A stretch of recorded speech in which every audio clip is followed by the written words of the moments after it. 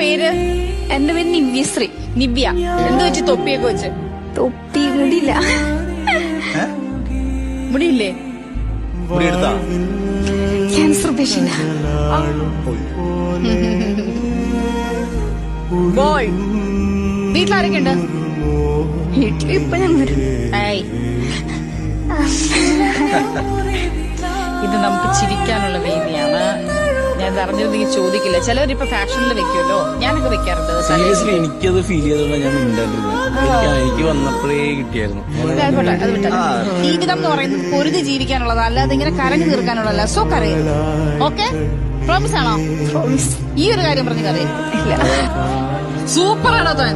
താൻ അടിപൊളിയാ.